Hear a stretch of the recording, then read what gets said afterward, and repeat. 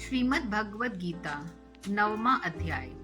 श्री भगवान बोले, तुम दोष दृष्टि रहित भक्तों के लिए इस परम गोपनीय विज्ञान सहित ज्ञान को पुण्य भली भांति कहूंगा, जिसको जानकर तो दुख रूप संसार से मुक्त हो जाएगा।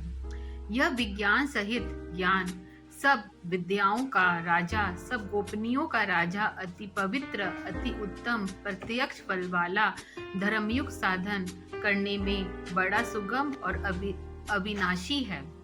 हे प्रतंत, इस उपयुक्त धर्म में श्रद्धा रहित पुरुष मुझको न प्राप्त होकर मृत्यु रूप संसार चक्र में भ्रमण करते रहते हैं। मुझ निराकार परमात्मा से यह सब जगत जल से बर्फ के सदृश परिपूर्ण है और सब भूत मेरे अंतर्गत संकल्प के आधार स्थित हैं, किंतु वास्तव में मैं उनमें स्थित नहीं हूँ।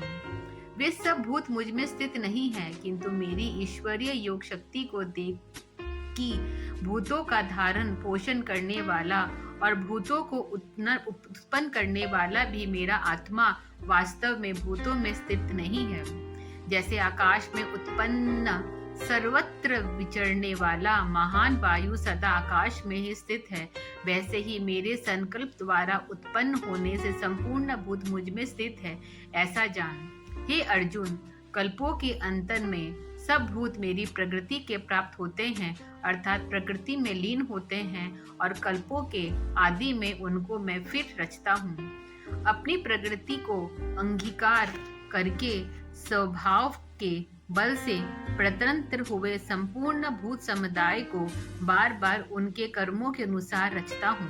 हे अर्जुन, उन कर्मों में आसक्ति रहित और उदासीन के सदृश स्थिर मुझ परमात्मा को वे कर्म नहीं बांधते।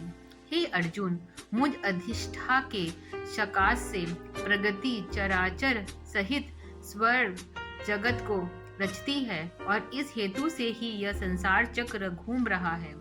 मेरे परम भाव को न जानने वाले मूढ़ लोग मनुष्य का शरीर धारण करने वाले मुझ संपूर्ण भूतों के महान ईश्वर को तुच्छ समझते हैं, अर्थात अपनी योग माया से संसार के उद्धार के लिए मनुष्य रूप में विचरते हुए मुझ परमेश्वर को साधारण मनुष्य मानते हैं। वे व्यर्थ आशा, व्यर्थ कर्म और व्यर्थ ज्ञान वाले विक्षिप्त अज्ञानजन राक्षसी, असुरी और मोहिनी प्रकृति को ही धारण किया करते रहते हैं। परंतु हे कुंती पुत्र, देवी प्रकृति की आश्रित महात्मा जन मुझको सब भूतों का सनातन कारण और नाश रहित अक्षर स्वरूप जानकर अनन्य मन से युक्त होकर निरंतर भजते हैं। वे दृढ़ निश्चय वाले भक्तजन निरंतर मेरे नाम और गुणों का कीर्तन करते हुए तथा मेरी प्राप्ति के लिए यत्न करते हुए और मुझको बार बार प्रणाम करते हुए सदा मेरे ध्यान में युक्त होकर अनन्य प्रेम से मेरी उपासना करते हैं। दूसरे ज्ञानी योग मुझ निर्गुण निराकार ब्रह्म का ज्ञान यज्ञ के द्वारा अभद्र भाव से पूजन करते हुए भी मेरी उपासना करते हैं, और दूसरे मनुष्य बहुत प्रकार से स्थिर मुझ विराट स्वरूप परमेश्वर की पृथक भाव से उपासना करते हैं। कृतु मैं हूँ, यज्ञ मैं हूँ, सवधा मैं हूँ, औषधि मैं हूँ, मंत्र मैं हूँ, धृत मैं हूँ, अग्नि मैं हूँ, और हवन रूप क्रिया भी मैं ही हूँ। इस संपूर्ण जगत का धाता अर्थात धारण करने वाला एवं कर्मों के फल को देने वाला पिता, माता, पितामह, जानने योग्य पवित्र अहंकार तथा ऋग्वेद, सामवेद और यजुर्वेद भी मैं ही हूँ। प्राप्त होने योग्य परम धाम, परम पोषण करने वाला, सबका स्वामी, शुभाशुभ का देखने वाला, सबका व्यवस्थान, शरण लेने योग्य, प्रत्युपकार न चाहकर हित करने वाला, सबकी उत्पत्ति प्रलय का हेतु, स्थिति का आधार, निधान और अविनाशी कारण भी मैं ही हूँ। मैं ही सूर्य रूप से तपता हूँ, वर्षा का आकर्षण करता हूँ और उसे बरसाता हूँ। हे अर्जुन, मैं ही अमृत और मृत्यु हूँ, और सत असत भी मैं ही हूँ। तीनों वेदों में विधान किए हुए सकाम कर्मों को करने वाले, सोमर सस को पीने वाले पाप रहित पुरुष मुझ में यज्ञ के द्वारा पूजकर स्वर्ग की प्राप्ति चाहते हैं। वे पुरुष अपने पुण्यों के फल रूप स्वर्ग लोक को प्राप्त होकर स्वर्ग में दिव्य देवताओं के भोगों को भोगते हैं। वे उस विशाल स्वर्गलोक को भोग कर पुण्य क्षीण होने पर मृत्यु लोक को प्राप्त होते हैं।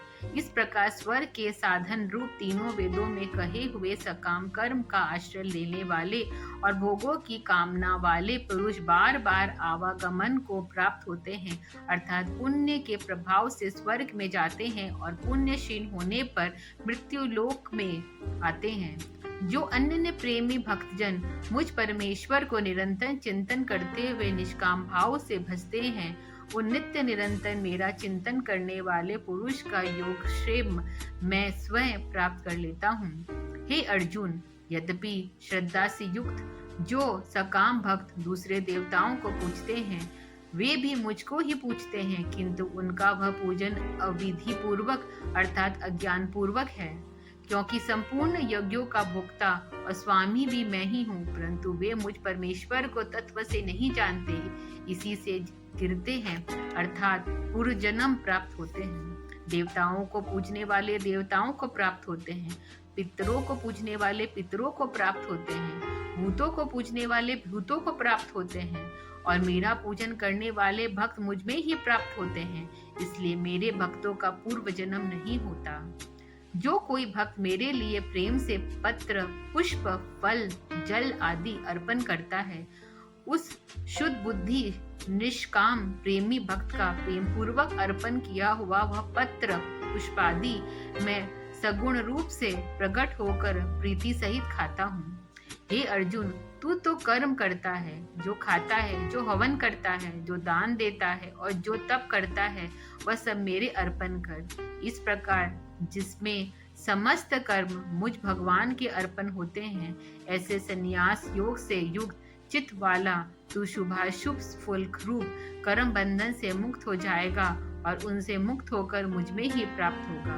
मैं सब भूतों में समभाव से व्याप्त हूँ, न कोई मेरा अप्रिय है न प्रिय है, परंतु जो भक्त मुझ में प्रेम भजते हैं वे मुझ में ही और मैं भी उनमें प्रत्यक्ष प्रकट हूँ। यदि कोई अतिशय दुराचारी भी अन्य भाव से मेरा भक्त होकर मुझको भजता है, वह साधु ही मानने योग्य है, क्योंकि वह यथार्थ निश्चय वाला है, अर्थात उनसे भली भांति निश्चय कर लिया है कि परमेश्वर के भजने के समान अन्य कुछ भी नहीं है।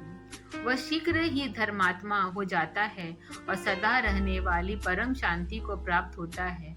हे अर्जुन, तू निश्चय पूर्वक सत्य जान कि मेरा भक्त नष्ट नहीं होता। हे अर्जुन, स्त्री, वैश्य, शूद्र तथा पाप योनि, चांडालादि जो कोई भी हो, वे भी मेरे शरण होकर परम गति को प्राप्त होते हैं। फिर इसमें कहना ही क्या है, जो पुण्यशील ब्राह्मण तथा राजसी भक्त मेरी शरण होकर परम गति को प्राप्त होते हैं। इसलिए तू सुख रहित और शरण भंगुर इस मनुष्य शरीर को प्राप्त होकर निरंतर मेरा ही भजन कर। मुझ में मन वाला हो, मेरा भक्त बन, मेरा पूजन करने वाला हो, मुझ में प्रणाम कर। इस प्रकार आत्मा को मुझ में निरुक्त करके मेरे परायण होकर तो मुझ में ही प्राप्त होगा। 9वां अध्याय समाप्त। कल हम 10वां अध्याय सुनेंगे। आगे सुनने के लिए सब्सक्राइब करें।